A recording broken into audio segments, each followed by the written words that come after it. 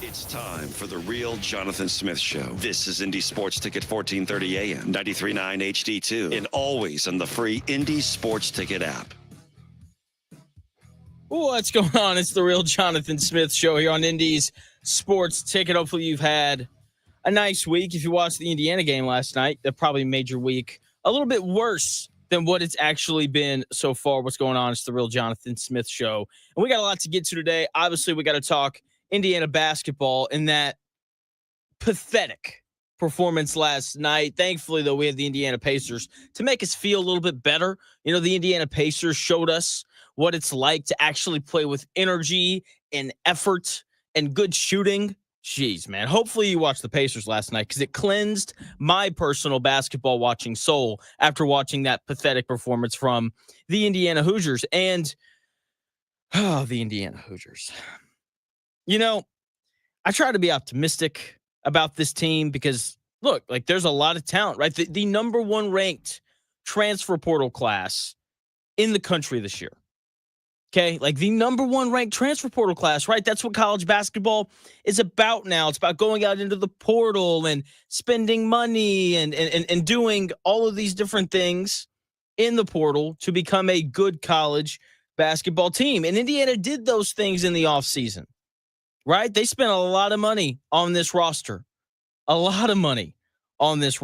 And, you know, it just has not panned out for several reasons. And look, everyone's going to blame Mike Woodson, right? And that's, you know, totally fair. Last night, I fully expected them to beat Illinois because they're talented and they're coming off of a game where they got absolutely trounced on the road. Usually when you go out on the road and you get crushed, usually you come back home, you play well, and things just kind of go back to normal. And that did not happen to Indiana last night. They got absolutely destroyed. They gave up 60 points in a half.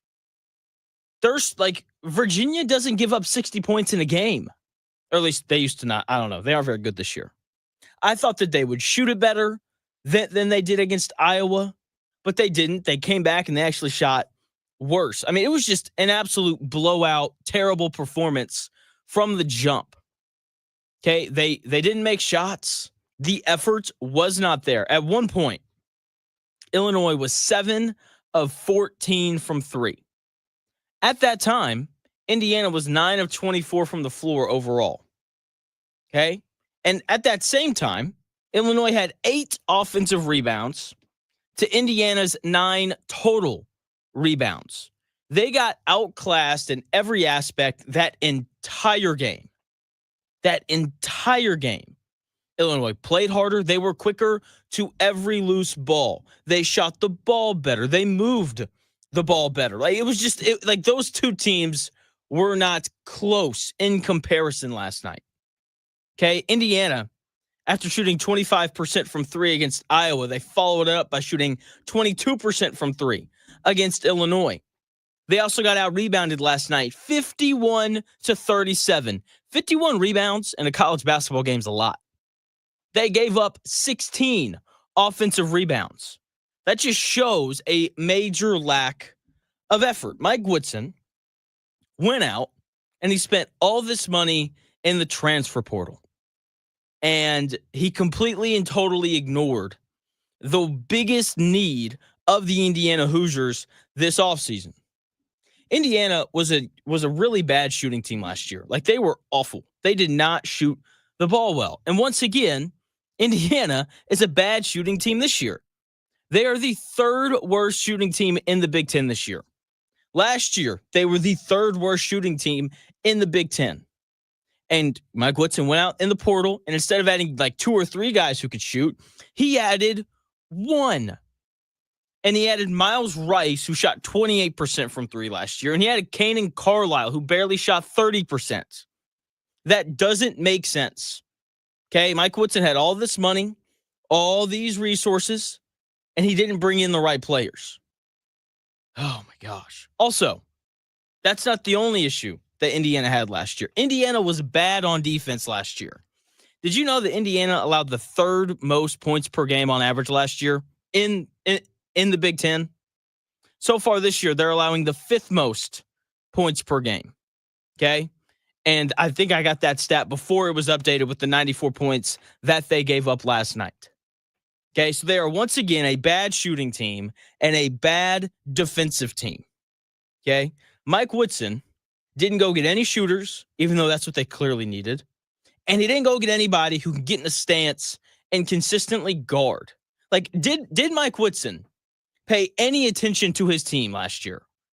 I don't feel like he did, because he didn't address the specific needs that they had. And last night, there's some reporter, I wish I knew his name, because he asked an outstanding question to Indiana Hoosiers head coach Mike Woodson.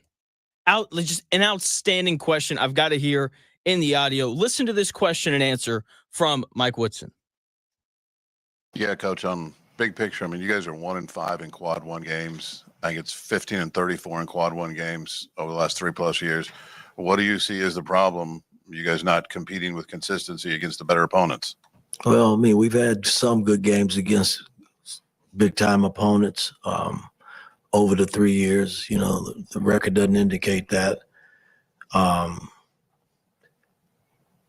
It's tough, I mean, when you prepare and you work, because we work and practice, we do all the things that you're supposed to do going into the game, and guys just didn't step up tonight, and they didn't step up in the Iowa game. I can't go back to past years. Coach was staring me in the face right now, and we just got to continue to work. I mean, still a long season. Hopefully we'll get Malik back soon. He's a big piece to what we do. And we could get guys back playing the way I expect us to play. Coach Woodson right there talking about why they've been so bad against better opponents. And, the guy drops the record, 1-5 in quad one games, like 15-36 or whatever the number is during Woody's time here, against quad one teams. And, I hate the opening response of, the record doesn't indicate how close we've been and how competitive we've been. Look, man, no one cares about how competitive you are. Okay? This isn't, this isn't Butler. No one cares about you being competitive or about you being close or anything like that. You have to win those games. That is the expectation at Indiana. That's really the expectation at any Power 4 job. You were expected to win these games and actually make the tournament, not almost win these games and almost make the tournament. The expectation in Bloomington is to win big games, even though they haven't lived up to that in the last 20 years. Okay, this guy, Mike Woodson, I feel like I'm just watching Chris Ballard from a roster construction standpoint at the college basketball level.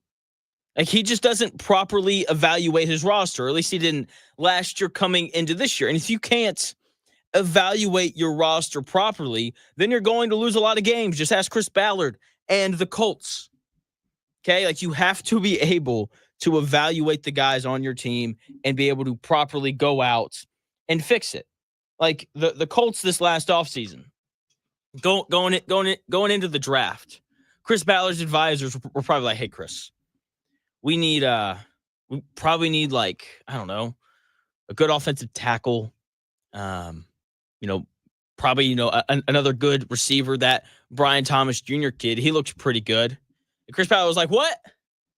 We need another edge rusher. Laiatu Latu." Coach Woodson does the exact same thing. Hey, Coach Woodson, we were the 3rd worst defensive team in the Big Ten last year. We were the 3rd worst shooting team. We should probably go find some guys who can hit threes and play some defense. Mike Woodson's like, "What? We need a big fat guy who can't make it up and down the floor and can kind of block shots? Omar Ballo, do you want 2 cigars with that?" I do. I will actually smoke them both after we lose. And then you're like, no, Coach Woodson, we need shooting and defense. Oh, Miles Rice, you got it. And it's just like, there's just a complete lack of paying attention to what his roster was last year. Like, seriously, like, could you imagine doing what Mike Woodson did this year? Could you imagine putting your faith in Trey Galloway? Seriously, a player who in 5 years of playing college basketball has averaged double figures once. He put his faith in Miles Rice, who shot 28% from three last year. He plays Kanan Carlisle 20 minutes a night, a guy who shoots 28% from the field, 23% from three, and 40% from the free throw line, and takes horrendously bad shots. Like, Kanan Carlisle is the absolute last guy that you want to play pickup basketball with. Okay, because dude will dribble into like a pull-up three on the right wing while being double teamed. And he's just like, oh, I'm kind of open. Not really, though. Let me shoot this. The shot selection is terrible. Miles Rice turns the basketball over too much. Trey Galloway has flashes where he looks like he's going to be a good player, and then the remaining 35 minutes of the game, he looks like just another guy in the Big Ten. And then their best player last year, Mackenzie Mbako, co-freshman of the year, he's apparently broken now. Dude can't hit the broadside of a barn. He can't throw a pea in the ocean right now. Okay, he's been awful these last 3 games, and he's got to figure it out if the Indiana Hoosiers want to have any sort of chance at rectifying this season and winning some games. I still stand by the fact that Indiana is incredibly talented, because they are. Omar Ballo's a really good player when he wants to be. He is. Miles Rice was the freshman of the year in the Pac-12 last year when there were actually 12 teams. Okay, whoever wins Pac-12 player or freshman of the year this year, man, congratulations, buddy. Seriously, though, like there are good players on this team. Mackenzie Mbako is a good, that guy's going to play in the NBA, maybe, if he can figure out how to shoot the ball again. Okay, they had the number 1 ranked transfer portal in all of college basketball this year. Okay, the issue, and you'll hear Mike Woodson talk about this. He talks about his team like it's a puzzle. This guy, he's a really important piece to the puzzle. Here's the issue, Coach Woodson. None of these pieces fit. Okay, it's like you took 12 different puzzle pieces and tried to make your own, and none of the puzzle pieces fit together. Okay, this team just doesn't fit. There aren't enough floor spacers. There aren't enough on-ball defenders for them to beat better teams like Illinois. Okay, they just do not have the players. They do not fit together well. There's not enough shooting. There's not enough guys who can get out on the perimeter, get in a stance, and go get a stop. They don't have enough of them. They don't.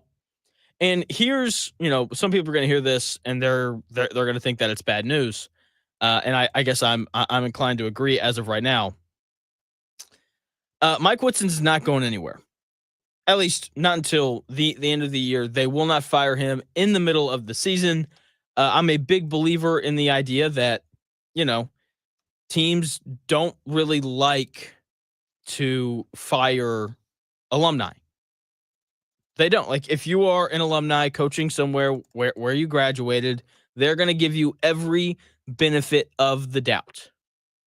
Okay? And so because of that, Mike Woodson, if he gets fired, it won't happen until the end of the season. They're going to give him every possible chance to turn it around.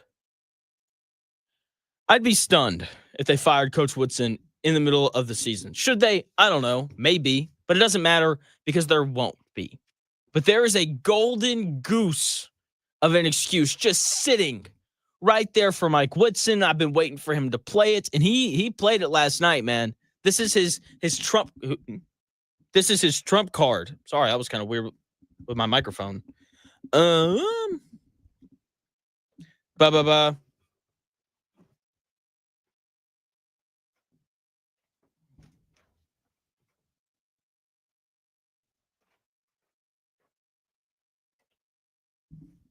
Sorry about that. I had an issue with my microphone there. I got to get that fixed.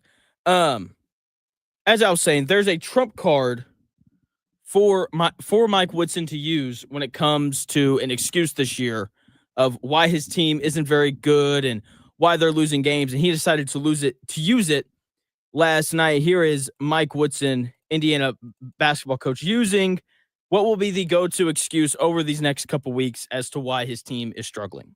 Well, again, I mean, you miss your leading scorer the last 5-6 games. I mean, that doesn't help. I mean, but again, I've always said, hell, we won games without Malik. Was next man up, and these last 2 games we haven't fared well without him. So hopefully we'll get him back soon, and I can get guys playing back at a high level so we can get back on the winning track. Mike Woodson right there talking about why they struggled over, these past couple games. It's because they're leading scorers out, guys. That's clearly the answer. They didn't have Malik Renew, which is honestly a fair thing. I like Malik Renew watching Indiana's offense. I'll be honest, I turned it off at the end of the first half, which I think is totally acceptable given the fact that they looked absolutely horrendous during that stretch. Look, he's a guy that you can just give the ball to and let him go score, which is a really nice thing to have. Okay, they got crushed on the glass last night. He gives them a little bit more size to kind of help rebound and do those things. Okay, like that's a reason, because injuries are a reason. Anytime you lose a really good player, like things get a lot tougher. That's a reason that they will give him the benefit of the doubt. Okay, he's coaching without his leading scorer right now. Of course they aren't very good. Of course they aren't winning these games. They don't have their leading scorer. That will be the main excuse to keep him around during the season. And if Malik Renew misses, the whole season, then even more reason to bring him back next year. So don't get your hopes up in terms of this guy's going to get fired, because I am just not convinced that is going to happen. The other thing that I noticed last night was that sometimes it's just nice to have stud freshmen. Like sometimes it's nice to just look down your roster and be like, oh, yeah, we've got this 18-year-old who's going to be a lottery pick. It's really nice to have. Like that Kasparas kid from Lithuania playing for Illinois, dude's a stud.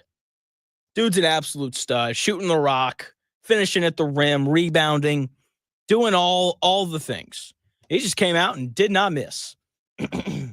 Finished the night with 19 points. Probably could have had more. Didn't take nearly as many shots in the second half as he did in the first half. And you look at Indiana's roster, they don't have anyone like that. They don't have anyone who can go get a shot at will or go get a shot for somebody else at will. This, once again, shows the lack of guard play under Mike Woodson. Right? When you look at, Mike Woodson's been around, 4 years, 5 years? Jalen Hood-Schifino is the best guard that has played at Indiana under Mike Woodson. That is problematic, because what is college basketball all about? We've known this for a long time. Guard play. You have to have guards that are good and can get shots for themselves and for others, because you're going to have possessions where things break down and no one gets open, and whatever set you ran got shut down. And in those spots, you have to have a guard who can go get a bucket. And Indiana has not had that under Mike Woodson. The one time they did, Jalen Hood-Schifino, they were solid, and they made the tournament, and they won their first game in the tournament. Having guards that can control the game and go get a bucket is how you win in college basketball. And for some reason, Mike Woodson doesn't understand that. Hey, Mike, we need a guard who can go score and get shots for other people. What? We need another big guy who wants to play with his back to the basket and can't shoot threes? You got it. Omar Ballo, bring him in here. He just doesn't get it, which is kind of frustrating. When we come back here in about 4 minutes or so, I'm going to try this new segment. We'll see how it goes. We're going to call it All-Star Tweets. I was surfing the internet last night amidst all of the Mike Woodson rage. And, I some of the tweets are good. Some of them are informative. Some of them are really stupid. One in particular, I'm going to read that tweet to you when we come back here in about 4 minutes.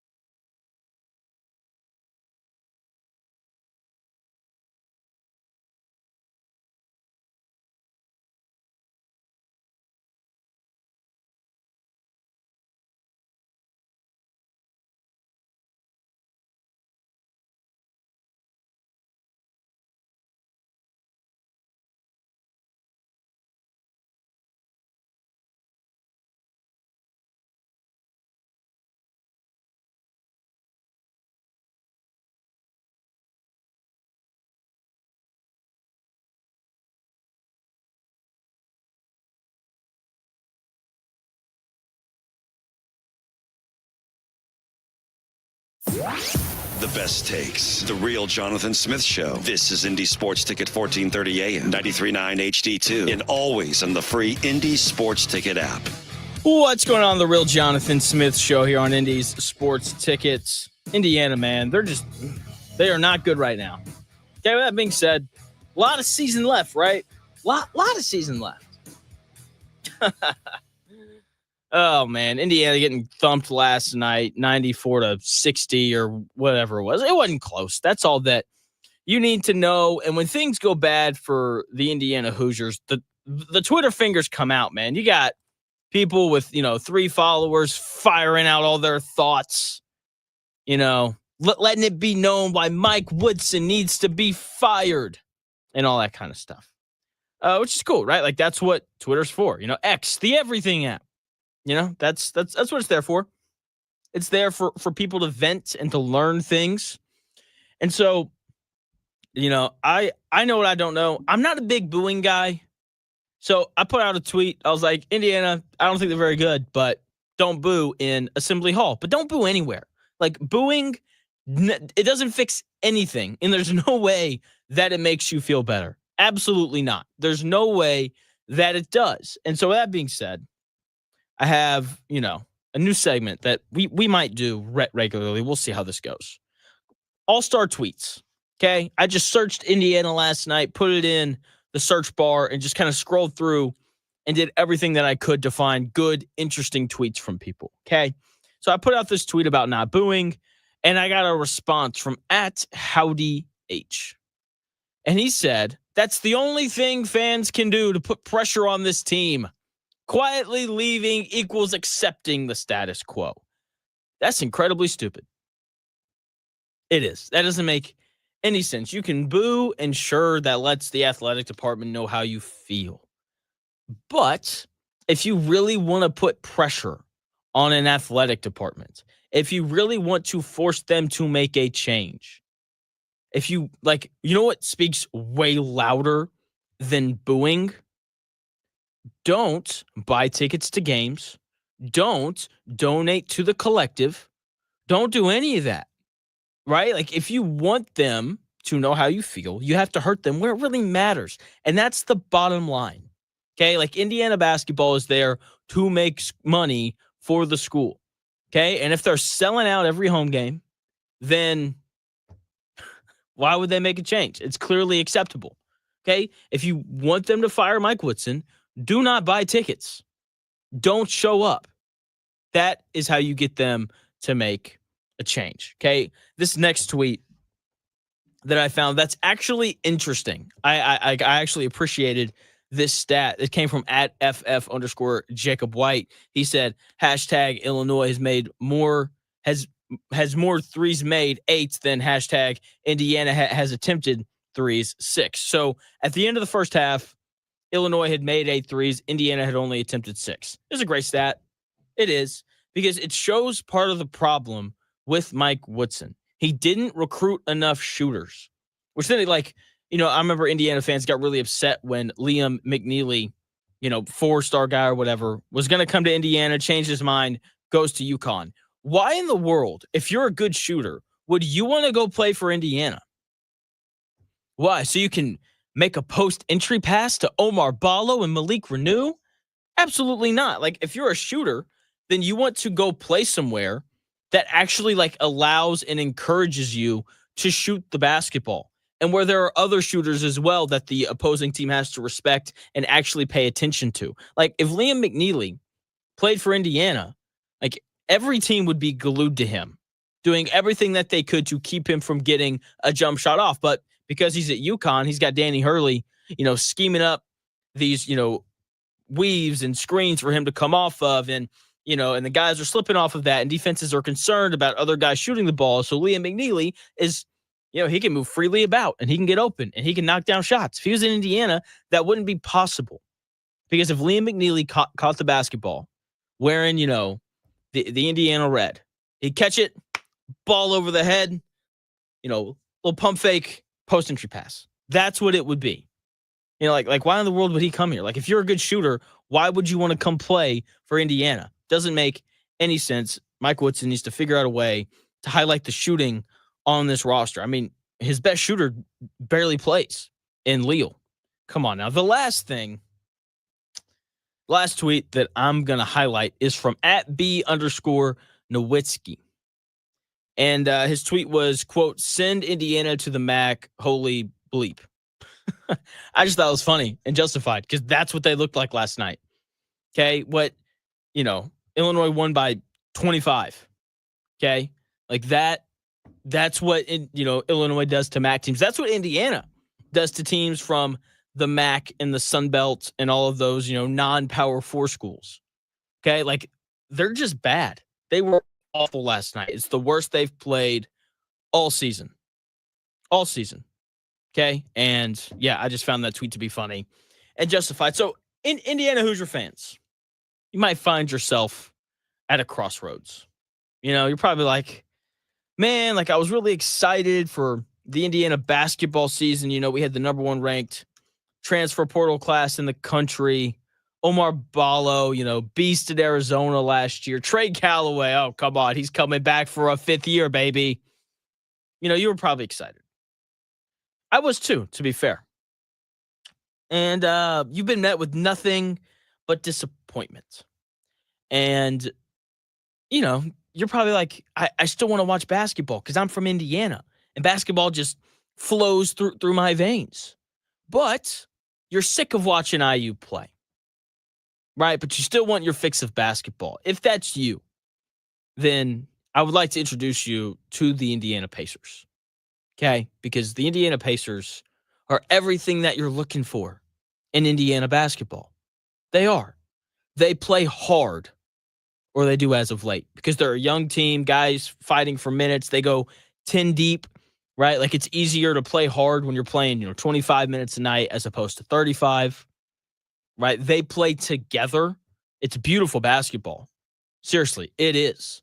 Right? Like they move the ball so incredibly well. They have so many possessions where everyone touches the ball. They'll have some possessions where everybody touches the ball multiple times. Like it's beautiful basketball. The number of times they will have a possession where, there's I don't know, Obi Toppin drives into the lane. He kicks it, relocates to the corner, ball swings, another drive, and then a kick out to Obi Toppin, and then he knocks it down. The number of possessions where a guy gives up the ball and he gets it back with a wide open shot is awesome. It's great. They can also do this really important thing that Indiana can't, and that's called shoot the basketball well. So they not only move the ball, but they also make the shot created by the ball movement. It's awesome. It's great. It's fun to watch. They don't turn the ball over. Okay. They actually have dynamic guard play, like Benedict Mathurin, who got tossed last night. He was like 8 of 12 before he got tossed, playing the 2 guard. Tyrese Haliburton's, one of the best 15 players in the world, or at least he was last year. He probably isn't that as of so far this year. Had been playing like it, then he strained his groin. More on that later, but they actually have dynamic guard play. They actually have guys who can go and create a shot when they need to. When the ball's on the floor, they have guys that actually dive for it. It's great. Okay? That's something that Indiana hasn't had in a long time. Guards that are dynamic. It's fun to watch. Guards who can take over the game and go win it. The Pacers actually have that. So if you're an Indiana basketball fan and you're wondering where am I going to get my fix of good basketball this year?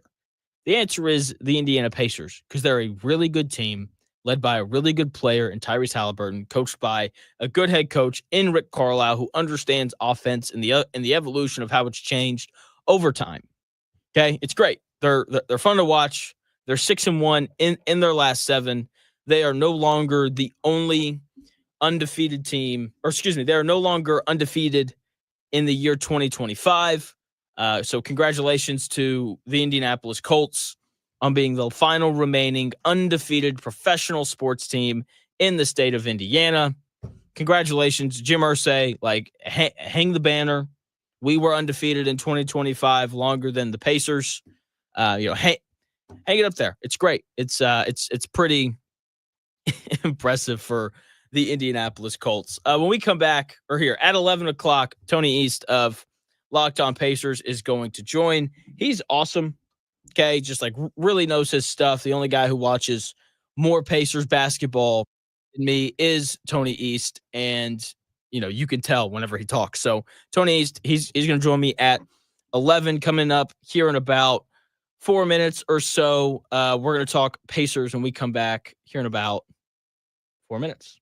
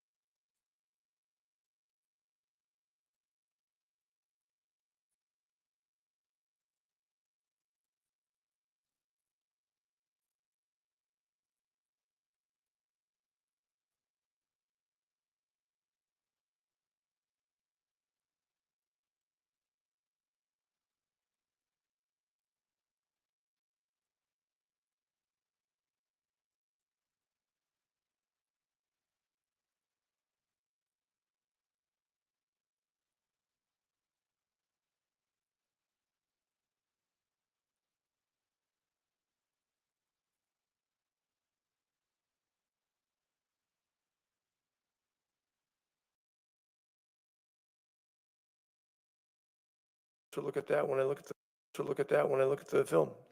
And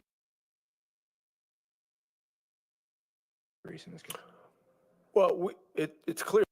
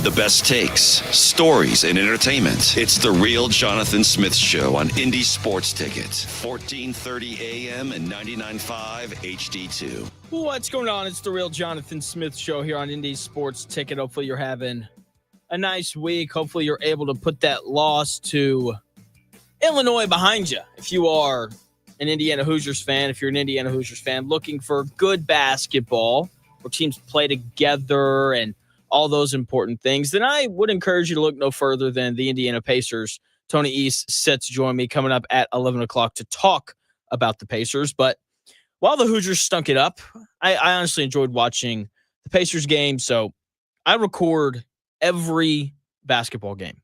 It's kind of insane. Like if you go to my YouTube TV library, it just says NBA, and it's got literally every game from the year scheduled to record.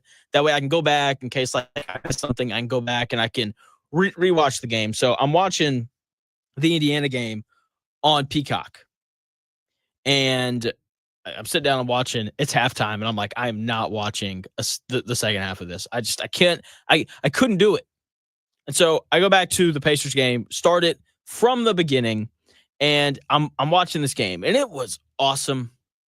It was just the total opposite of watching Indiana play. The total opposite. Okay, where the Hoosiers give up 60 points and a half because there was just no effort, nothing. I got the complete and total opposite experience with the Indiana Pacers. They played good basketball. They defended well. They played as a team. They moved the ball on offense. It was more than just a Trey Galloway, Omar Ballo screen and roll. Let's throw it up to the rim. It was more than that. Like, it was good basketball.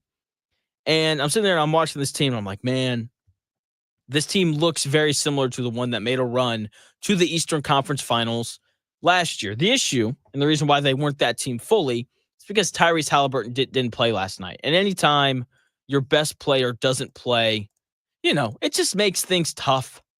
It just does. Like, they clearly needed Tyrese Haliburton. Rick Carlisle was asked last night how not having Tyrese Haliburton impacts the lineups and those different sort of things. And here was his response to that question.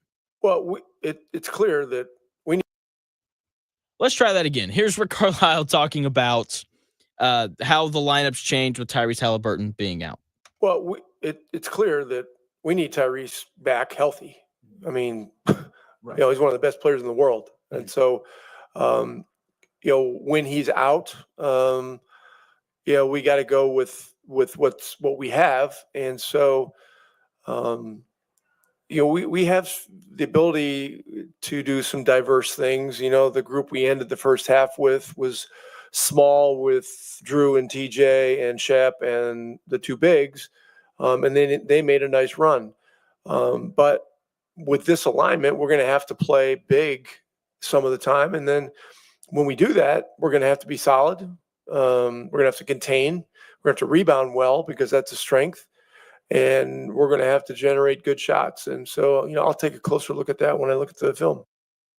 Rick Carlisle right there talking about, how they're going to have to be bigger and all these different things when they don't have Tyrese Haliburton, and how when they go big, they're going to have to rebound better, which they did not do last night. They got crushed on the glass. But to the Pacers' credit, they battled, man. They played so hard last night. It was awesome.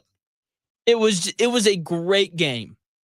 It was. Both, the Cavaliers were playing really hard because they'd won 12 in a row. And then a couple days ago, the Pacers went into Cleveland and they snapped that winning streak. And so the Cavaliers are like, we got to get them back. And the Pacers are battling their butts off without their best player, trying to keep that from happening.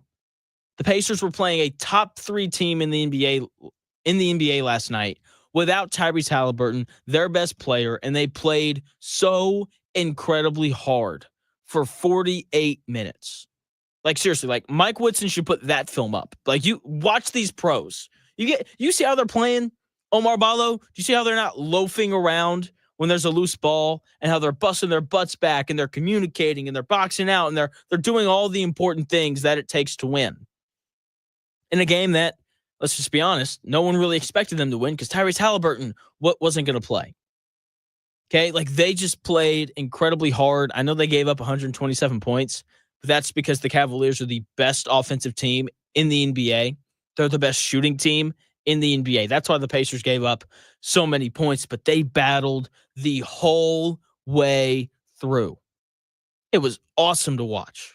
Like, I was just like beaming on the couch. I'm sitting there, I'm smiling like a psycho. because of how hard they played. And it was just great. It was such a nice change of pace from watching that Indiana game. Okay, and they had a chance late. Then Benedict Mathurin was stupid, ruined his great night by getting tossed out of the game for bumping an official, his second technical. And, that first technical was total BS, but that's beside the point. Either way, like, you had to keep your emotions in check. You can't chest bump the official. Like, if you do that, you're going to get tossed every single time. After that happened, it was pretty apparent that the game was over. Okay. And, they missed his offense down the stretch, because Benedict Mathurin's gotten a lot better. He can create his own shot. He's a good enough shooter now. The Cavaliers did a really good job of taking Siakam away in the second half after he scored 12 points in the first quarter. So, like, with no Mathurin, it just made it easier. And so that was problematic. Either way, watching the game last night, the depth of this Pacers team, it just jumps off the screen. Like, their second unit against it is, I would argue, the best second unit in the NBA. Okay, they played 9 guys. 9 guys. And there was no Tyrese Haliburton, and there was no Aaron Nesmith. The Pacers have 11 players that you can trust to put on the floor, that is a major luxury in the NBA. Like, most teams have like 8. Not the Pacers. They have 11. Jeez. And 7 of the 9 players that the Pacers played last night scored in double figures. Okay, they have hit their stride full swing. Okay, they looked a lot like the team from last year. And they set the tone pretty early. They full court pressed, which is just, I love it, man. Like, seeing an NBA team full court press, it brings a smile to my face, because you can't full court press unless there is a lot of effort from your team. They pressed, they sped the game up, they played hard, they can afford to press because they play so many guys. It's great. Most importantly, though, everyone was involved, which is so incredibly important, because, look, when you play basketball at any level, okay, like 4-year-olds all the way up to the NBA level, what's the one thing that everyone wants to do when they play basketball? Score. Everyone wants a chance to score the basketball and to touch it and to be part of the offense, because playing defense sucks. Playing defense is no fun whatsoever. Okay, I play a lot of pickup. I play every Saturday. I distribute buckets like it's my job. Okay? With that being said, there's nothing worse than playing with a guy who pounds the air out of the rock. Doesn't matter if they're good or not. I get it. Winning is fun. Like, trust me, I understand that winning's fun. But, like, it's not as much fun if you win and you only got to take one shot and you're playing to 15. Like, that's not fun. Okay? Like, it's no fun to play with someone who doesn't pass or move the ball. Like, when players touch the ball, it makes them more willing to rebound and to play full court pressure defense. And most importantly, to pass the ball, because they know that they're going to touch the ball again. One of my favorite basketball stories ever has to do with Larry Brown. Larry Brown, was the head coach of the Pistons when they won the finals back in 2004. And he was doing an interview with this guy, and he was asked this schematic question where he was like, why do you always open up games with the Ben Wallace post touch on offense? Now, look, Ben Wallace, good player, definitely more renowned for his defense, though. Okay, so the Pistons would clear it out, and they would let Ben Wallace post up and let him go to work, or try to go to work, depending on who was guarding him. And it's a good question, right? Because, like, when you got guys like Chauncey Billups and more capable offensive players on your team, like, why would you allow Ben Wallace to go one-on-one in the post against anybody? And the answer from Coach Brown was really simple. He was like, I know that if I let Ben Wallace have a couple of possessions throughout the game where we try to allow him to score, then he's going to rebound and defend much harder. And Like, I think that that's entirely true.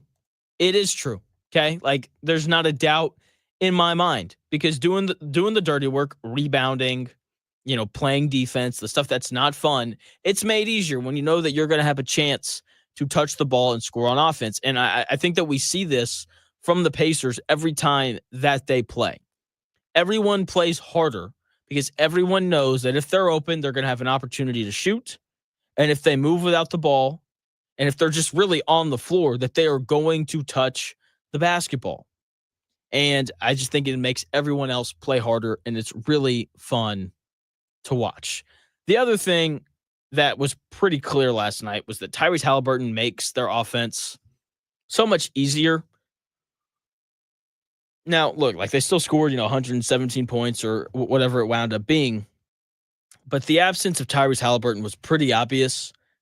I thought that they had too many possessions where they just never really got into their offense. Like, they'd run their set and they'd go to make a pass, and the Cavaliers, who are also a really good defensive team, like, this is arguably the best team in the NBA. I would argue that it's the Thunder, but we aren't talking about that right now.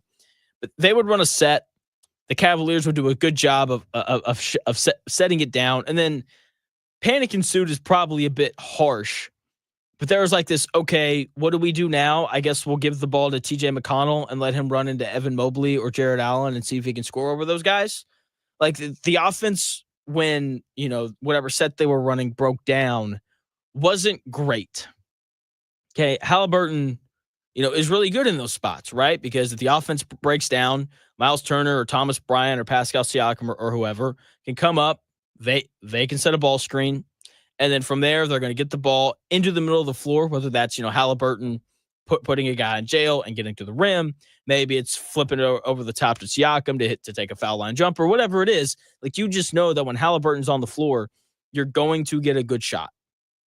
And there's that aspect of it. But also, he helps their shooting. Like, he just helps the spacing. It was easy. If you watch the game, the Cavaliers played a lot of 2-3 zone. And a lot of that is because Tyrese Haliburton wasn't out there. And Haliburton is their best shooter, even though guys like Nembhard and Mathurin and Siakam are all very capable.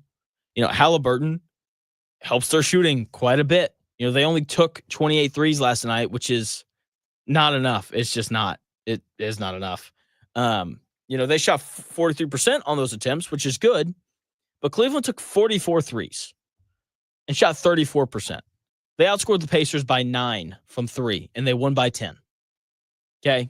They also took a ton more free throws than the Pacers, which doesn't make any sense to me. Like, when you shoot 44 threes, you should not take as many free throws, or excuse me, you should not take more free throws than the team that you're playing. They only took 28 threes, but that's beside the point. I didn't think that the officiating was very good last night, but I don't want to be the blame the refs guy. All right. Anyway, Pacers clearly miss Haliburton.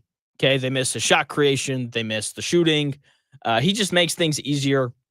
And, that's what superstars do. They make offense easier, and they miss that. The good news around Haliburton is that he did not hurt his hamstring. He strained his groin, which sounds terrible. He's day-to-day, so, he's not going to be out for weeks at a time.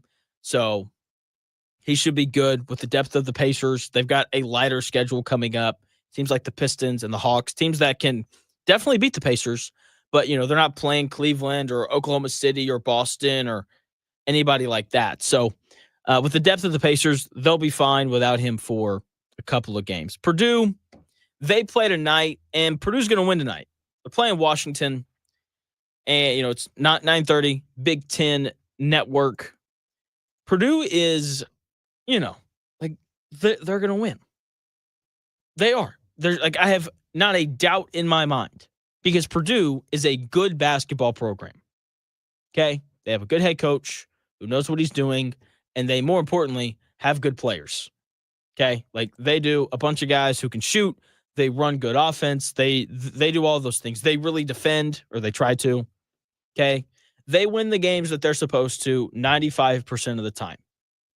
And they're competitive in tough games. And a lot of times they pull out those tough games because they are a tough program, and they know how to play. And most importantly, they just know how to win. Like that is a real thing, like knowing how to win games. And, you look at, the Indiana. And it's like, I just don't think that they know how to win. Like, they got a bunch of losers on their team. I mean, seriously, like, sure, Omar Ballo played at Arizona, but they got upset early in the NCAA tournament last year. And Trey Galloway, what's that guy ever won? Absolutely nothing is the answer to that question. And so, you got all these losers on that team, and then you look at the Pacers, or excuse me, you look at Purdue. Like, they got a bunch of dudes that played in the Final Four, played a national title game last year. Like, they have guys that actually know how to win. And once you get that in your program, you just kind of pass it along to everybody until, eventually something bad happens and, all that kind of stuff. But they're a really good team. They're going to win tonight because they just know how to win. They know how to play. They know how to win basketball games. And when you look at Indiana, the Hoosiers, they don't know how to do that. And I just don't see how that's going to change anytime soon, honestly. So when we come back here in about 5 minutes, Tony East of Locked On Pacers, he is set to join. And he's always great. He does a fantastic job covering the Pacers. He's on Twitter at Tony R. East. Can't wait to get him on the show to talk about all the different things going on with the Pacers, the Haliburton injury, the trade deadline's less than a month away. There's anything kind of there. We'll get into all that kind of stuff. Tony East of Locked On Pacers when we come back here in about 4 minutes.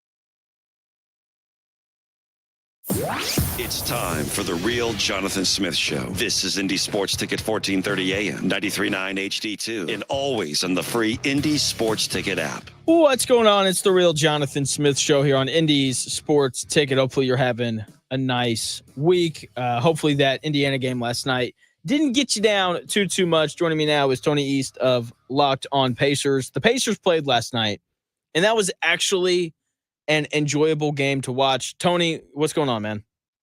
Well, the Indiana game did get me down last night, so I'm glad we're not talking right now because I was so upset. Oh, it was horrible. 60 points and a half in college basketball is It's insane. We were tracking on Media Row the whole time if we thought they were going to get to 100 points in Assembly Hall. Oh my gosh, it was unbelievable. Yeah, it was not great. But the Pacers I had a lot of fun watching the Pacers last night. Like, the efforts was really high. The intensity really from both teams was pretty great. What'd you think of their performance last night?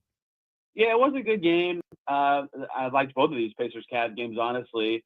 I think that, outside of the third quarter, that game was a dead tie, which is a way too rosy way of looking at it. But, that it just got away from the Pacers in that one stretch where Mobley was sitting in the back of that zone defense for the Cavs, and the Pacers were struggling to score against it. And on the other end, the Cavs couldn't miss. They had, I think everybody calls it a Cavalanche. They scored like 15 points or something in 4 minutes. And all of a sudden, the Pacers were sinking really fast. And they did chip into it, made it closer. But that stretch really highlighted like every hard thing about playing the Cavs, where they have a lot of players who can hit shots and score. And when they do that, they can set up their defense. They're not a great defensive team, but when they can set up, they're pretty good and tough to score on. And just for that one pocket of 6 minutes, you can see the class difference between the teams. So I'll give the Pacers credit without Haliburton for finding enough ways to score in both halves, but they didn't have enough, and that stretch really highlighted why he's so good, right? He can generate threes in a way that no one else on the team can, and the Cavs had all their guys and really ran away with it.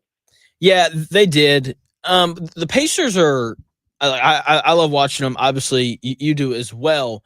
And I was thinking about this last night. Just the effort from the Pacers, I feel like, especially here as of late, has been really consistent. And I think a large part of it is how they play offense. Like, I just think that it's easier to commit to playing full court pressure defense and rebounding and doing all of those things when you know that you're going to get opportunities to score on offense. Do you think that that's a thing for this Pacers team? Do you think it helps them buy in defensively because they know that if they're open on offense, like, they have the green light to shoot, and they're probably going to touch the ball every time down? Yeah, I do agree with that. I think that's one of Haliburton's understated superpowers is that, when you're setting up guys to score, obviously guys are going to feel good and feel involved, and they're literally touching the ball throughout a game. But I think it helps. Like you're saying, it does help you feel like you need to be involved and try on defense as well. When, you're getting your touches, you feel connected to the game, you can feel a game out, you see what's going on. And it's not just like you're a participant in someone else's game and you're standing around watching, right? And I think that's really big for like Miles Turner at times in his career. When he got more involved on offense, you could see what that did for his defense. I think that's true for Ben Mathurin at times this season. And, there are some games where the Pacers lose, and I'm like, man, Haliburton should have been more selfish. But part of what makes the team work and what makes everybody buy into what they're doing is that when he does share the rock and everybody feels involved, they play better, right? And so it is kind of a balance they need to strike. But in this stretch, they've been, and they have the second most wins in the league, I believe, since December 9th, maybe third now that the Cavs beat them last night. But they're out there, right? They've been one of the best teams in the league for about a month and a half now. It's been because of that, right? They've gotten the buy-in on both ends from just about everybody who's playing well on offense and defending their tails off. And like, they've actually been a good, not like acceptable, like good defense for a while now, which is weird to say. It's all kind of because they're all touching the ball, and it goes back to their style with Haliburton. And I don't know if they can keep up this level of defense, but I think they can stay at least kind of good. And it's been very impressive to see it. And I totally think there's something to what you're saying. Joined by Tony East of Locked On Pacers. Tony, do you think that the Pacers are jealous of the Colts for being the last undefeated professional sports team in Indiana remaining? Yeah, in 2025, yes. I mean, it's not – they had it going for a long time, but I don't think anyone is jealous of the Colts right now, unfortunately, for the Colts. You know, the big thing with the Pacers that always jumps out, whether Haliburton plays or not, and it definitely jumps out whenever he doesn't play, is just the depth of this team. Like, they played 9 guys 15 minutes or more last night, and Aaron Nesmith was out, and so was Haliburton. Like, they have 11 players that can, like, legitimately play, and they're on the floor, and you aren't overly worried about them. I think they're the deepest team in the league. Would you agree with that? Yeah, them or Golden State has a lot of guys, but they're not as good as the Pacers guys. But they're pretty deep as well. I mean, Cleveland's pretty deep too. They never get hurt. But yeah, they're in the top 3 to 5 depth teams. And in the way the league is trending, where it's all about, you know, pace and play fast. Like, you can't play fast if you have to play a ton of minutes, right? Like, you'd taper off at some point. And that's part of why the Pacers are able to do what they do, and why keeping TJ McConnell was like a pretty important part of their summer, because they can keep playing fast for, you know, 48 minutes a night. And you saw what that looks. I mean, we saw what it looks like for a whole season, but we saw it last night. Like, even without Haliburton, they had a style they could get to, and Andrew Nembhard can execute it, and TJ McConnell can execute it. And sometimes they try to get both of them out there, and it doesn't really hurt what they're doing, right? It's part of why their depth is so important, and why they wanted to keep it together, even if it was at the expense of maybe signing external players in the summer, much to the chagrin of some of the fan base. And for a while, they looked a little right until the team turned it around. So I do think that's a big part of why they're able to keep up in games like that when they do miss starts. Or, you know, they did hit the point of attrition earlier in the season where they had too many guys out and they couldn't deal with it. But, you know, they certainly had something going last night, and it was because, hey, they have depth at point guard. They can keep up. They have depth at other positions. They can hang with a good Cavs team even without those guys. And at some point, you'd think they need to trade 2 of those guys for one better player. But part of how they win now is with the team they've got, and they've figured out how to make the depth work for them. Joined by Tony East of Locked On Pacer. So you talked about this a little bit. Missing Haliburton. I thought where they missed Haliburton last night the most was that they had probably 6 or 7 possessions where they would run their set offensively, and Cleveland would do a good job of keeping whatever they wanted to happen from happening. And then it was just kind of like, I guess we're going to give TJ McConnell the ball, let him drive into Mobley and Jared Allen. I thought that they missed him most in those late shot clock spots. Where do you think they missed him the most last night? I agree with that. You know, one of the biggest parts of Haliburton's turnaround and effectiveness this season is he's been driving way more, right? Like, getting to the rim, and some of that's health. Like, he's actually able to do it, or at least my own assumption of health from him. And, you know, without that part of his game there, because he's literally not playing in the game, you know, without him being able to get to the basket to generate a floater for himself, or that long 2 he burps up when he gets fouled now, or set up his teammates for a 3, like, that's where a lot of his setup comes from. Yeah, their offense really stalls in those, you know, 10 seconds or less on the shot clock situations, where he's been much, much better since early December. And sometimes it's like, okay, they have Siakam and Mather, and those guys can make stuff happen in those moments. But, like, you know, Mather got ejected, even though it was pretty late in the game. And, you know, it took him, he was not very good in the first half. It took him a while to get going. I actually put in my notes that I felt like his turnaround would be probably the most important in the game. And Siakam was awesome in the first half at being the guy who'd bail him out of those situations you described. But then he scored 2 points in the second half. They just didn't get him the ball. So they did have trouble figuring out what to do when their primary action was cut off. Like, they couldn't flow into the next one as easily. And some of that is that the Cavs have 2 giant humans who are really good on defense on their team. And some of that was, you know, their own issues on that end of the floor. And they couldn't quite figure out how to break that zone down. It's been a problem for them all season. They couldn't quite figure out how to get to their stuff. And Haliburton's good at it, especially because he can just shoot over the top of some of those coverages. And some of it was credit to the Cavs. Some of it was the Pacers getting in their own way. But I totally agree. And that's where they're going to miss him until he returns. Yeah, and, you know, I think some of the good news on the Haliburton front is it's his groin, not his hamstring. Seems like he's more day-to-day. That's major. That is. Major. Yeah. It is. And I'm glad that you brought up Siakam, because, you know, I was watching the game last night, and usually someone, like, jumps off the screen. I'm like, holy crap, like, this guy's playing really, really well. And I thought it was going to be Siakam, because he comes out in the first quarter, he scores 12 points easy. And then after that, like, I don't know, I was looking at the box score after the game. I was like, Benedict Mathurin had 19 points on 8 of 12 shooting.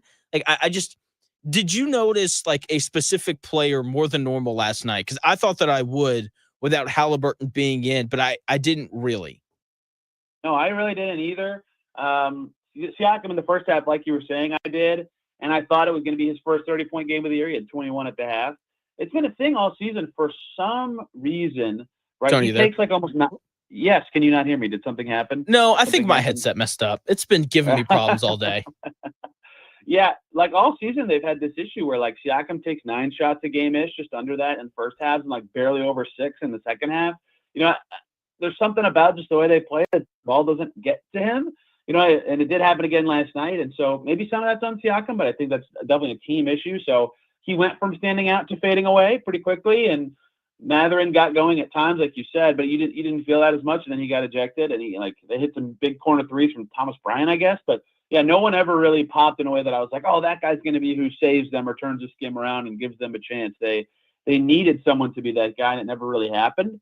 Like in the first game they played, right, Nembhard in the fourth quarter and Jess Walker in the third quarter. Like they just had somebody all the time. So that's something they'll have to figure out, like what identity are they going to form when they don't have Haliburton available, because they didn't have it last night. They didn't have a go-to thing that I thought was going to really carry them to a win. Yeah, I think you're exactly right. Because look, when you're missing your best player, someone else has to play better than normal, and that didn't really happen last night. You mentioned the Cavaliers running a lot of zone, and man, I'm watching it, and it may just be because they have Allen and Mobley, these two huge freaks, and you know I'm watching it, and I'm like, why don't more teams do this? Because like the whole defensive thing now in the NBA is, we don't want to give up threes. We don't want to give up layups. We will give you that free throw line jumper all game long. And that's kind of what the Pacers got. Like, why do you think more teams don't do this? Yeah, the theory of a zone, like it does give up either corner or wing threes if you overload a side. And like if you really play well through the elbow and pass from there, you're gonna set some stuff up, right? So I've always felt like that's why teams don't like to do it as much in the NBA right now, is if you're giving up threes against a good shooting team, you might just lose a math battle, right? Like all of a sudden you could be fighting 2 versus 3 and it's over. But the Pacers, you know, they see a lot of zone. I think they see the second most in the league. Only Orlando sees more. And you know what stands out about that is the Magic don't make a lot of threes. The Pacers don't take a lot of threes, right? Like bad shooting teams or lesser shooting teams, it's much easier to go zone against them. And I think the Pacers have been seeing that all season as a big issue for them and what they're able to do. And, you know, I don't really know what they can do about it with the roster they have, because a lot of times it starts against their bench, right? Like the McConnell, Toppin, Bryant, Shepherd, and whoever group, you know, like that's some okay shooters, but nobody in defense is like, you know, we got to rush out to that guy. He's going to kill us, right? So the teams are willing to go zone against that group. And sometimes they break it down. McConnell slithers into the paint and scores, and sometimes they can't. And then the games that really are interesting is like last night this happened. This happened in that Milwaukee game on New Year's Eve. When a team goes into zone against that bench group and it works, and then they stay in it against the starters, and if that works, then the Pacers are in trouble, because then they get into that snowball effect that happened in the third quarter where, you know, the Cavs would score really easily, then they could set their defense because they scored, so they'd go back in the zone, and then they'd get a stop because they weren't in zone, so they could score really easily, right? That snowball just goes and goes, and if it can work against any lineup and it's easier without Haliburton out there, then you might see a lot of nights like that for the Pacers. They're okay against zone. I think they're 20th in effectiveness this year on synergy stats, but they've got to up that a lot more if they're going to see it as much as they do, because there's been like multiple games this season where I walk away from it thinking like, man, if they were just a little better against the zone, it would have changed the whole game. Joined by Tony East of Locked On Pacers. So obviously, you know, Haliburton being out is obviously the biggest deal. Do we have any update on Aaron Nesmith? I thought that he'd be back by now. Yeah, it's quite the ankle injury. It's pretty unique because he kind of hurt his ankle twice in like 10 minutes. If you remember that game, he landed on Willie Green and then rolled it again. So I think it's kind of like both. I'm going to sound not doctory at all, but like for lack of a better term, like both sides of his ankle, if that makes sense. Yeah, it does. Hurt. Yeah. You know, so Max Strus, he played last night. So fresh on the brain for fans. He got injured for the Cavs with an ankle sprain in training camp. And his first game of the season was December 20th. So he was out for little over 2 months. Matisse Thybulle, he has a bad ankle sprain for Portland right now. He's been out for ages as well. I'm trying to find his exact dates right now. But you know, he hasn't even played this season with whatever ankle stuff he's dealing with. So there are like levels to bad ankle stuff that is worse than what Nesmith's dealing with, although he is about to pass Strus in terms of actual missed time because he got hurt November 1st. I bring this up to say, like, it does feel like it should have been shorter just of what we know of ankle sprains, but there are some examples where it's not like so crazy. That said, they certainly would like to have him back soon. And I actually think it's plausible he could return before they go to Paris, which is next week. I'm not sure that he will or won't. But what I can see of what he's been able to do and what they've been saying, it seems like that's a possibility. They're in Detroit on Thursday and then Saturday at home. So maybe they could get him back in the near future and actually have their whole team and have to make these hard rotation decisions. But yeah, it has felt longer than I think most thought, and they have to figure it out. They figured out what to do without him, but I think pretty soon they're going to have to figure out what they're going to do with him, which is what they prefer anyway. That's exactly right. So, I mean, your practices and stuff, is he like shooting or is he completely shut down doing? Okay. Because that's, yeah. I took a video. I meant to post it, but I forgot for some reason of him. Like, there was a Pacers timeout during the game last night, and he was literally just dribbling around like under the Pacers basket. And, he's like doing stuff with the ball. I've seen him do shooting drills. I believe he's progressed to some 3-on-3, at least 5. Or he might, sorry. I think he's doing 3-on-3 and has done some 5-on-5. I can't remember exactly how Carlisle described it when we asked him last week. So, yeah, he's certainly doing on-court work with a ball. So, and I've seen him do tons of conditioning. So I have lots of reasons to believe he is very close to returning. Okay, that's good news. So I think it's really important to remember that the Cavaliers are awesome this year. And I think there's a pretty decent chance we see them playing in June. Like, they're that good. And who would have thought that before the season started? Okay. And, look, if you want to win a title in the NBA, you have to have someone on your team who's just like awesome. Like, you think about Boston, it's Jason Tatum. You think about the Thunder, it's Shai Gilgeous-Alexander. Denver, it's Jokic. And for Cleveland, it's Donovan Mitchell. And can you win a title if Donovan Mitchell's the best player on your team? Well, the answer to that question is no. He's a good player. Like, he's really good, to be clear. He's about to become a 7-time All-Star or something crazy, right? Like, he's really good, to be clear. Can I give you some hot takes about the Cavs? Of course. Because I think they're really good also. I think Evan Mobley's been their best player this year. Yes. And that makes me wonder, like, can you win a title with Evan Mobley as your best player? And he's probably one of the 3. No, not probably. He's one of the 3 best defensive players in the league this year, right? It's been him, Victor Wembanyama, and Jaren Jackson Jr. in some order. I would probably have Wemby first and then the other 2 guys in some other order. But he's in that tier of defender. He's up to scoring a ton. He's passing like crazy. His rebounding's better. So, like, him on the floor makes the Cavs a top 10 defense, basically. And he's a good shooter now. And he can he's just amazing for them. Like, every stat about, like, on-off numbers is like, yeah, that's clearly the Cavs' best player. And Garland's been just as good as Mitchell this year. Now, here's the thing. I can say all this stuff about, like, I think the Cavs could win because Donovan Mitchell's their 3rd best player. Like, that sounds stupid to say. He's really good. He draws the best defensive assignment every night, right? Like, he has the best ceiling of any star on their team for sure. Like, we've seen what he can do before. He finished top 6 in MVP before in his career, right? Like, he's really good.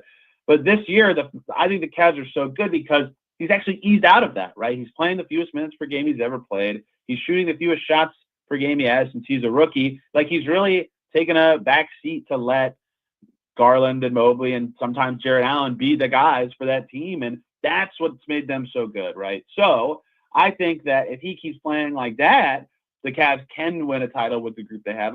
I wouldn't pick them as the favorites, but they could do it. So the way that the Cavs can win a title is by Donovan Mitchell not being their best player, which is my silly way of answering your question, because a team with him as their best player, we've seen cannot. They can get to the second round, maybe the conference finals like they did, I think, once in Utah, but there is a ceiling on how far that can go. But if Mobley and Garland and Mitchell are your best players, yeah, that team can win something. So I've really enjoyed watching them. And I don't think it's a shame that Pacers without Haliburton only lost them by 10. Like, that's a tough team to beat. Yeah, I completely agree. Joined by Tony East of Locked On Pacers. I'm glad you brought up Mobley.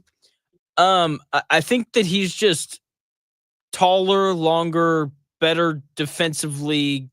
He's Draymond Green, but he's bigger and taller and longer. That, like, when I watch him play, that is my thought process. Is that fair? Yeah, he's amazing. He's just so good.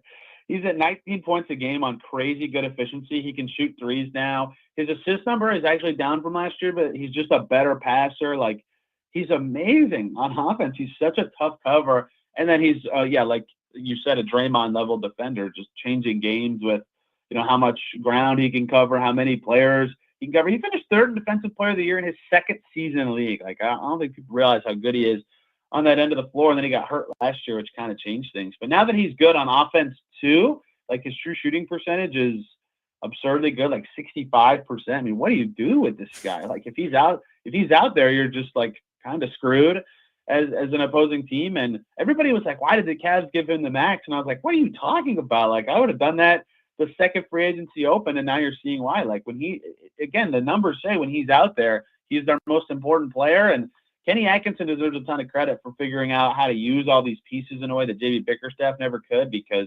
Pacers just figured out the hard way. Like, when Mobley is that impactful, you kind of just lose, right? Because he changes the game so much on both ends. You're exactly right. We're 40 games into the season, which is the halfway point. And like, I don't like giving out awards this early, but like Evan Mobley has to be most improved player this year. Like, I don't really, like, no one else even comes to mind for that award for me. Yeah, Norm Powell kind of does, but that's like a little different. He's just like making every shot.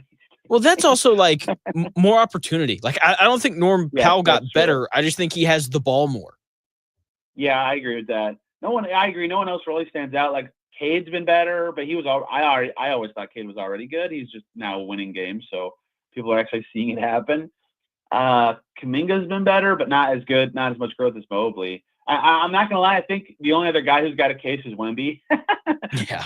But I don't like when second-year players win. So I agree, to be clear, that Mobley should be the front runner for that award, because he went from like, oh, pretty good player, like, oh gosh, this guy might make All NBA, like right now. Yeah, that's exactly right. Joined by Tony East of Locked On Pacers.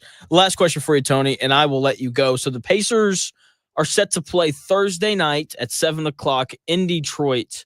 So I know you watch every game, and it's great. I've probably watched 70 to 75 of them. I got to be honest, I'm not watching on Thursday night because the Cavaliers play the Thunder again.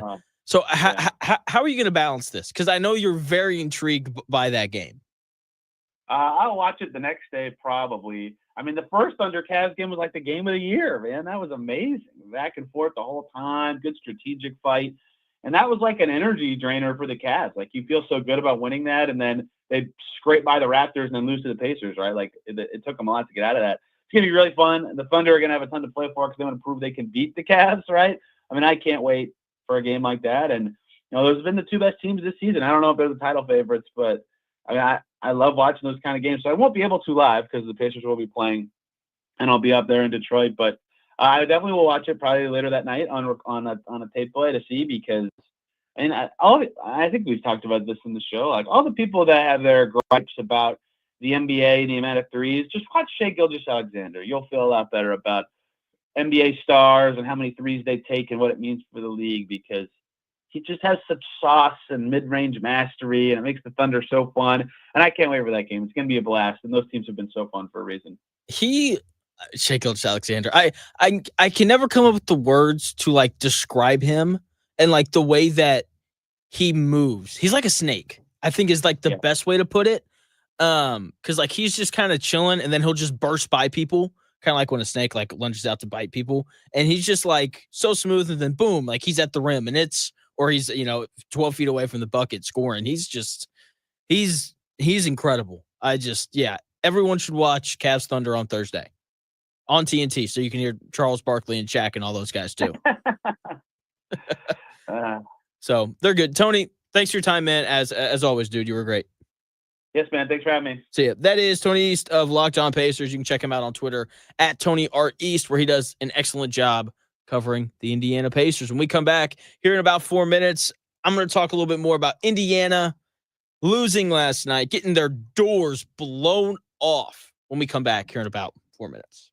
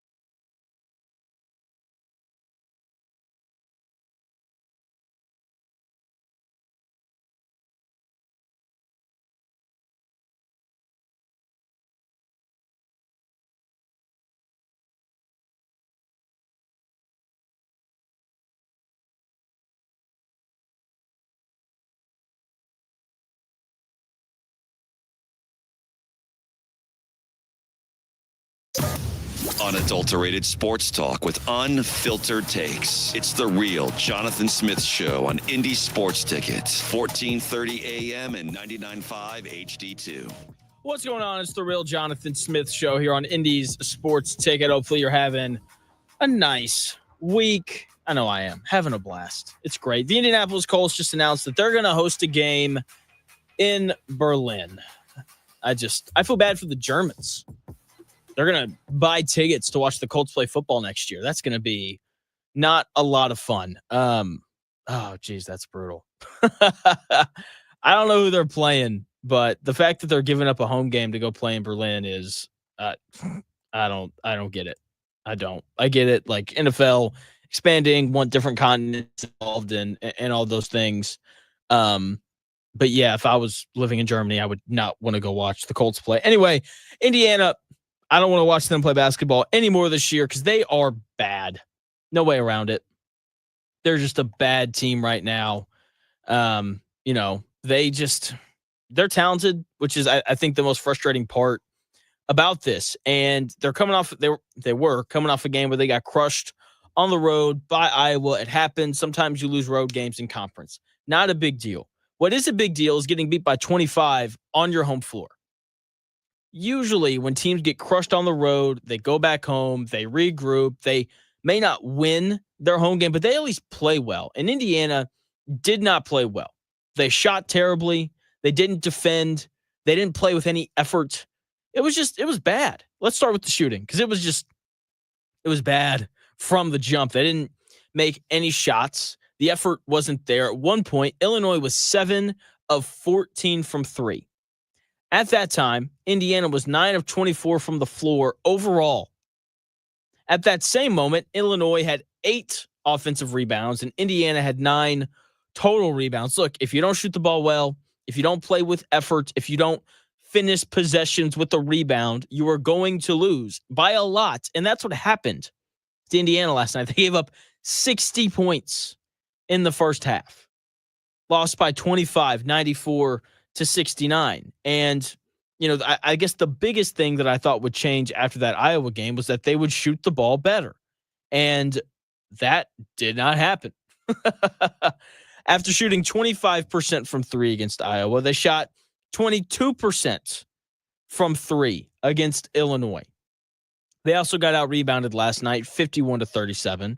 They gave up 16 offensive rebounds. And that's just like that. That's just a lack of effort. Like, you have to play harder than that. Okay, Mike Woodson spent all this money in the transfer portal to bring in the number 1 transfer class in the country. And he didn't get the one thing that they needed more than anything else. Shooting. Indiana was a bad shooting team last year. And they're maybe even worse this year. Okay, they were the third worst shooting team in the Big Ten last year, and they are once again the third worst shooting team in the Big Ten so far this year. And they added one good player one guy that can actually shoot the ball in Luke Goody, who has been inconsistent to say the least. Okay, so they didn't add shooting. They didn't add anything defensively either. Did you know that Indiana allowed the 3rd most points per game last year? So far this year, they're allowing the 5th most amount of points per game.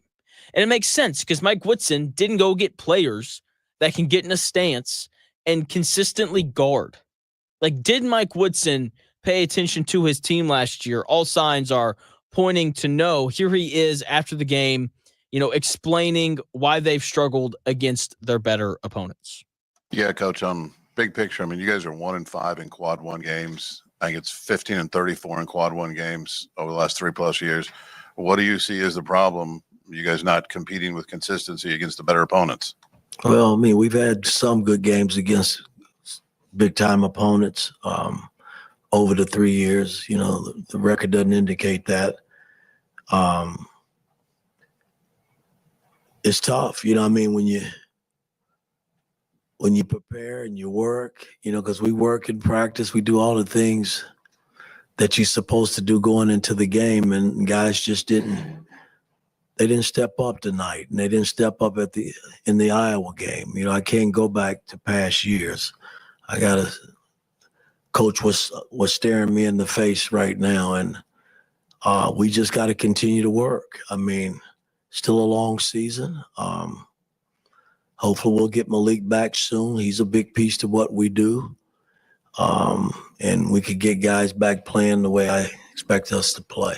Mike Woodson right there talking about, why this team's been bad when they've played good teams. Because they have been. You heard the record there in that question. And, I hate how he started the response to that question. The record doesn't indicate how competitive we've been in those games. Look, Mike, I don't care how competitive you were. You have to win them. That is the job as the head coach of any team, right? You are supposed to win games, especially at Indiana. That is the expectation. You win tough games against good opponents, even though they haven't done that for the last 20 years. This guy, Mike Woodson, builds his roster like he's Chris Ballard. I don't think that he properly evaluated his roster last year. Maybe Chris Ballard was right. Maybe the hardest thing to do when building a team is to properly evaluate it. I don't know. But when you look at the Colts and you look at Chris Ballard, there are clear things that they need. They're like, hey, Chris, it'd be really nice if you took a receiver in the first round or a cornerback. Chris Ballard, we need a corner. Chris Ballard's like, what? We need another edge rusher. Okay, let's go get Leatu Latu. And then that's the way that the Colts build. And then, for Indiana, the same thing. Hey, Coach Woodson, we didn't shoot the ball very well this year. We didn't guard on the perimeter very well. We should probably go get some 3-and-D guys who can, defend and shoot the ball. Mike Woodson's like, what? We need a 7-foot fat guy who can't make it up and down the floor? Okay, we'll get that, and we'll smoke cigars after. Let's do it. That's how Indiana builds their roster. Okay, and it's just frustrating because the things that he did clearly don't make any sense. He looked at his roster and he was like, yeah, Trey Galloway, I want to bet on that guy. Trey Galloway, a player who in 5 years of playing college basketball has averaged double figures once. That was his sophomore season. Mike Woodson put his faith in Miles Rice, who shot 28% from 3 last year. He plays Kanan Carlisle 20 minutes a night. Kanan Carlisle shoots 28% from the field, 23% from 3, and 40% from the free throw line. He should never see the floor if he's going to shoot the ball that poorly. Also, apparently, Mackenzie Mbako's broken now. He's been awful these last 3 games. Okay, look, I still stand by the fact that Indiana's talented because they are. They had the number 1 transfer portal class in the country. Mackenzie Mbako's was a good player last year, right? Had been good up until, the last 3 games. The issue is, and Mike Woodson likes to use this analogy a lot. He'll be like, so-and-so is an important piece of the puzzle. Here's the issue, Mike. These puzzle pieces do not fit together. Okay, you got a bunch of guards who can't shoot and can't defend, and then you got a big guy in Omar Ballo who plays like he doesn't want to be there. That is highly problematic. This team needs more floor spacers, and they need more good on-ball defenders to beat the better teams in the Big Ten, and they simply do not have that, right? And, to make things worse is Mike Woodson's not going anywhere until after the season at the soonest. Okay, he's not going anywhere because schools don't like to fire alums. They don't. I would be stunned if they fired Coach Woodson in the middle of the season. Should they? I don't know, but it doesn't matter because they won't. Okay, there is a golden goose of an excuse sitting out there for Mike Woodson, and he decided to reach into his bag last night and pull out that excuse. Well, again, you miss your leading scorer the last 5-6 games. That doesn't help. But again, I've always said how, we won games without Malik, was next man up. And these last 2 games, we haven't fared well without him. So hopefully we'll get him back soon and I can get guys playing back at a high level so we can get back on the winning track. Coach Woodson right there talking about, Malik Reneau not playing and how important that is. 2, give him the benefit of the doubt. Malik Reneau is their leading scorer, okay, an important player for them last year as well. He gives them, obviously more offense. He's a guy that you can give the ball to and let him go score. In addition to that, he rebounds. And, Indiana got crushed on the boards last night, okay? And, this is going to be the excuse that people lean on to keep Mike Woodson around. Okay, they are going to give him the benefit of the doubt. Oh, he's coaching without his leading scorer, guys. Cut him a break. He's not supposed to win these games without his leading scorer. That will be the main excuse used for Mike Woodson for the rest of the season. Okay, it is. Even though he's done a terrible job of putting this team together, it's a bunch of guys who simply do not fit. My other takeaway from this game was that it's just nice to have stud freshmen sometimes. Seriously, it's just nice to have a lottery pick on your team. That Kaspar's kid from Lithuania, stud. Okay, we saw that in the first half. He came out, he didn't miss, and Indiana doesn't have any players like that. They don't.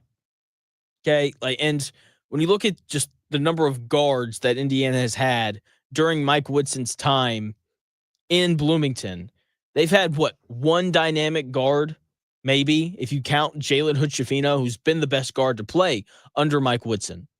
That's problematic. Okay, it has been long established that guard play is how you win in the NCAA tournament.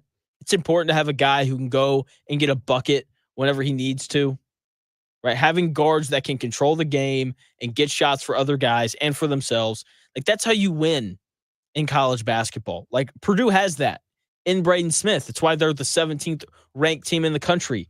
Illinois has that. That's why they dogged Indiana the way that they did last night. Florida, Tennessee, just go down the list of the best teams, and it is there. You will see that they have guards who can go score the ball and create shots for their teammates whenever they need to. Indiana has not had that under Mike Woodson, and that is an issue. Was Miles Rice supposed to be that? Probably, but he hasn't panned out. And it's on Mike Woodson to know that. Okay, it's disappointing because college basketball is better when Indiana is good. It just is. And to add insult to injury, that team in West Lafayette, Purdue, they're rolling. And they are not going to slow down. Okay, Purdue's going to win tonight. They're playing Washington, right? And I know that they're going to win tonight on the road in Washington because they're just a good basketball program coached by a guy in Matt Painter who gets it. Purdue wins the games that they're supposed to, probably somewhere between 90 and 95% of the time. And when they lose those games that they shouldn't, everyone clowns them, which is, rightfully so. And they do that because they're just well coached and they have players who just understand how to play basketball. I don't think that Indiana has players that just understand the game fully, right? They don't have a point guard to consistently put people in the proper places and get guys the ball in the right spot. Indiana doesn't have that, and they haven't had it the entire time that Mike Woodson's been there because he's like, give me Gallo. I want Gallo. Seriously. And the other thing with Purdue is when they play good opponents, they're going to be competitive in those games. And a lot of times they pull those games out because they are tough and they just know how to play basketball. It's incredible. Just the complete and total difference between Indiana basketball and Purdue basketball right now. And it's not going to get any better until Indiana probably hires somebody different. That or Mike Woodson has some sort of big epiphany and he completely changes the way that he wants to coach. Okay, so Purdue, congrats on having a good, healthy, functioning basketball program. Indiana, figure your stuff out, man. Figure your stuff out. When we come back here in about 4 minutes, I'm going to highlight some tweets that I saw from last night. Some smart, some dumb, some interesting, some funny.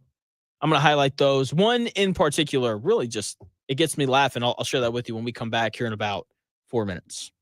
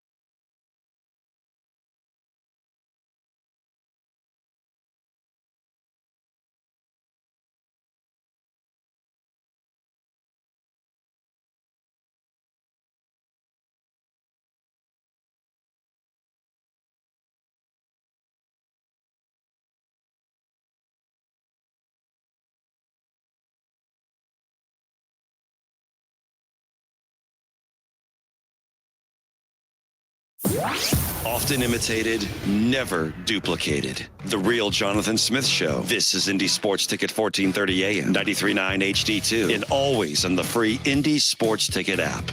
What's going on? It's the Real Jonathan Smith Show here on Indy's Sports Ticket. Hopefully you're having a nice week. Indiana got thumped last night. All the fire Mike Woodson stuff. It's going, and it's probably not stopping anytime soon unless they start winning again. Then it'll all stop, because that's how this works. And Twitter's a wonderful place, especially when sports teams lose, because you get all these overreactions. No other way to really put it. And I find a lot of them funny, some of them interesting. So we're trying this new segment out today. We'll see if it sticks or not. We're just gonna call it All-Star Tweets, IU versus Illinois edition. And basically, I put Indiana in the search bar on Twitter and began looking for tweets, funny remarks, interesting remarks, all those different types of things. And, a lot of it's the same. Like a lot of you who tweet stuff, I don't need you to tweet it. Like, just retweet somebody else who already said it, because a lot of the tweets were the same. Fire Mike Woodson. This is embarrassing, all that kind of stuff. But I managed to find a few that were interesting, dumb, or funny. And the first one that I got was actually a response to one of my tweets. I said, look, don't boo. Seriously, and that goes for like any place. I think booing's the dumbest thing ever. Okay, like fans who boo, you're a child. Okay, like throwing a temper tantrum is not going to do anything. It's not. And so I put this thing out, don't boo. And at Howdy H responded and said, that's the only thing fans can do to put pressure on this team. Quietly leaving equals accepting the status quo. And that is just fundamentally false. You want to put pressure on the athletic department to make a change? If that's really what you want to do, don't go to games. Don't buy tickets. Don't donate to the collective. Don't do any of those three things. And I promise that message of we want this guy gone will be sent loud and clearly. If you boo, they're like, that's fine. We got your money in our pocket anyway, because you paid for a ticket to come here. Right? And not only did you pay for the ticket, but you showed up. You decided to come to the game. So we clearly have your interest. Okay? Don't boo. Instead, don't buy tickets. Don't donate to the collective. Don't invest your time and money into the program. Seriously. Instead of buying tickets to watch IU play, come up to Indianapolis and watch the Pacers, because they deserve your time and your money. Or you could drive all the way up to West Lafayette. They definitely deserve your time and money, because that's a real basketball program. The next tweet that I want to highlight came from at @FF_Jacob White. He tweeted #Illinois has more threes made, 8, than #Indiana has attempted threes, 6 in the first half. This is a great stat, because I think it points to two of the problems with Mike Woodson. One thing that I've already touched on, he didn't recruit enough shooters. Like, there was just not enough shooting on this roster, which, usually teams overcorrect. Like, Indiana didn't have enough shooting last year. So you would have thought that Mike Woodson would have gone out and really invested. Like, we need to bring in 3 guys that can really shoot the rock. He didn't do that. He brought in 1. Okay. And he brought in a fat guy who can't run the floor. Like, you have to be able to shoot the ball if you want to win games. And Indiana can't. When you look at the best teams in the country, what can all of them do? Shoot the basketball. Why does Purdue have a chance to win every game that they play? Because they're the best 3-point shooting team in the conference. Why does Iowa have a chance to blow out everybody that they play? Because they're the second best 3-point shooting team in the conference. It is imperative in today's age of basketball that you have multiple players that can shoot the ball. And the Hoosiers do not have that. They didn't have it last year, and they don't have it again this year. And it is once again proving to be a major problem for them. The last tweet that I want to highlight is from @B_Nowitzki. And this one's great. He said, send Indiana to the MAC, holy bleep. And it's funny, and it's justified. Illinois did to Indiana what they did to the bad teams on their non-conference schedule. Blew them out. It was not close from the jump. Illinois had the best players on the floor. They were just better, tougher. They played so much harder than Indiana. And I think that that's the most frustrating part of all of this. It's one of the, I would call it issues with NIL. Let's call it a consequence of NIL. Because guys are being paid, we expect them to act like players that are being paid. But guess what? They're 18, 19, 20, 21, 22, some are 23, 24. And guess what? Most of the time, not always, but most of the time, guys that age getting paid do not act like they're getting paid. They act like, 22-year-old idiots, right? Just look at the Colts. Their quarterback, they're paying him a lot of money, and he doesn't care. He's getting, he's acting like a 22-year-old. That's just kind of what happens. And if you don't like it, like if you're a donor and you're given all this money and you don't like the way that they're performing and you don't like the fact that Omar Ballo was, out at a bar before the game against Winthrop and you're paying him this money, then I don't know, maybe don't give them your money. Seriously. If we want to fix college basketball and if we want to fix this NIL stuff, don't give any money. If every fan base in the country was like, we are giving $0, which would never happen, then NIL stuff wouldn't even matter. It wouldn't, but it's incredibly interesting. That tweet from @B_Nowitzki was actually really funny because good old Indiana did indeed look like a MAC team last night. That's going to do it here at the Real Jonathan Smith Show. Hopefully you had a good time tuning in. Hopefully you enjoyed the show, found it funny in some spots, all that good stuff. If you want more good stuff, the Dan Dockett Show is set to start here at noon. We got a big day. Big day on the Dan Dockett Show. St. Louis head coach Josh Schertz, former Indiana State head coach, he's set to join at 12:30. Coach Underwood from Illinois, he's joining at 1. And then Dan's niece is going to join at 2 o'clock to talk, volleyball. There's a volleyball team here in Indianapolis now. They play in Fishers, so I guess they're in Fishers. And she's going to talk about that. Their season is underway. They play tomorrow night. So an absolute monster on the Dan Dockett Show today. So make sure you're tuned into that from noon to 3. I will be back on the air tomorrow from 10 to noon. And I can't wait. Purdue plays tonight. If you want to watch a real college basketball team play, I would highly encourage you to watch them. I'll be back on the air tomorrow starting at 10 a.m.